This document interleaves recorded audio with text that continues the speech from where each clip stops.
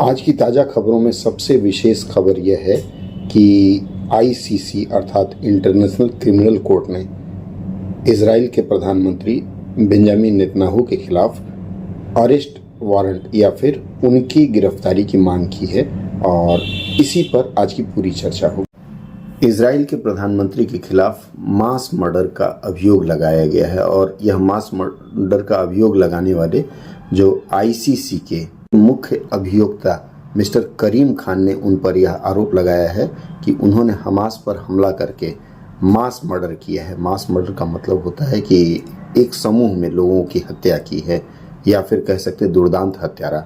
हालांकि मिस्टर करीम खान के या आईसीसी के इस आरोप का अमेरिका ने भी पुरजोर विरोध किया है। अब चलिए हम विस्तार से थोड़ा जान लेते हैं कि यह आईसीसी क्या है, आईसीसी के प्रोसिक्यूटर अर्थात अभियोक्ता कौन है और इस तरह के चार्जेस या इस तरह के आरोप कब और कैसे लगाए जाते हैं और उसका परिणाम क्या होता है। आज की चर्चा का एक प्रश्न है आपके लिए। यह प्रश्न है, क्या भारत आईसीसी का सदस्य है? आपको जवाब देना है हाँ या ना। आप चाहें तो कमेंट बॉक्स में अपना जवाब दे करके देख सकते हैं। इस प्रश्न का जवाब सत्र के अंत में दिया जाएगा, इसलिए बने रहिए हमारे साथ।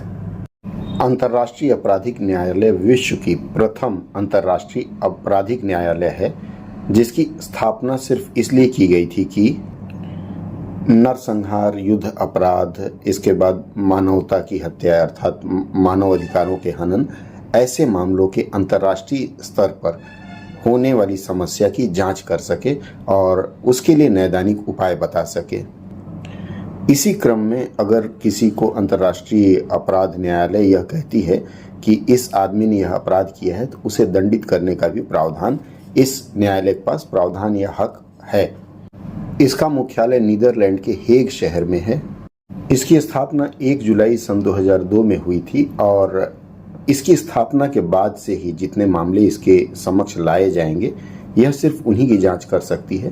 पूर्वव्यापी अर्थात पहले घटित हुई घटनाओं की जांच करने का अधिकार इसके पास नहीं है। और 6 आधिकारिक भाषाएं हैं जिसमें जर्मन, रूसी, चीनी, फ्रेंच, स्पेनिश और एक अरबी है।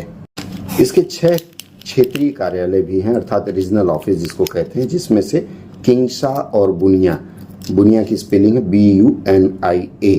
यह कांगो लोकतांत्रिक गणराज्य में है।